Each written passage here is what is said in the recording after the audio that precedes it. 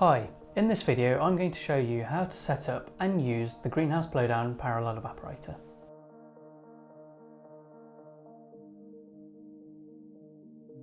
The Greenhouse Blowdown unit allows you to evaporate up to 24 samples in parallel. The system uses a controlled flow of inert gas and a digital heat control. The precise digital heat control and the absence of vacuum protects your sample and avoids bumping. The Greenhouse Blowdown unit can be converted from your greenhouse synthesizer or used as a standalone unit. But in this video today, I'm just going to focus on the Greenhouse Blowdown unit. As a standalone unit, the Greenhouse Blowdown Evaporator is used only for evaporation and not for synthesis. This lower profile base is used instead of the deeper greenhouse base. The Greenhouse Blowdown will fit onto a hot plate with a top plate diameter of 135mm. You may also insert a PT1000 temperature probe through the central superseal.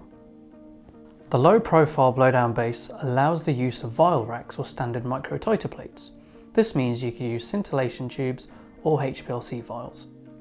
Choose from 5 standard Vial Racks in 24 or 8 position formats. We have 3 different pin plates for the blowdown head. A 4x2 pin plate for an 8 position Vial Rack, a 6x4 pin plate for 24 position Vial Racks, and also a 6x4 long pin plate for shorter vials and tubes. To change the pin plate, first select the appropriate pin plate based on the number of positions of your Vial Rack and on the height of your vials. To secure the pin plate in place, use these orange handles and then place the blowdown head onto your unit. Once you've selected your correct pin plate, place your Vial Rack and place it into the base unit. Once your vials or racks are in the base, place the glass cylinder onto the base and then place the blowdown head into position on top. To make things easy, it's best to use the locating pins when putting the head into position, using the 2 sealing knobs to seal the head and ensure a gas-tight chamber. The sealing knobs only need to be hand-tight. Connect the flow meter to a regulated inert gas supply, not exceeding 0.5 bar. Then connect the gas outlet tube of the flow meter to the inlet of the Greenhouse Blowdown head. Connect the gas outlet from the Greenhouse Blowdown head to the inlet at the top of the condenser. Ensure that your condenser is properly secured and clamped in place.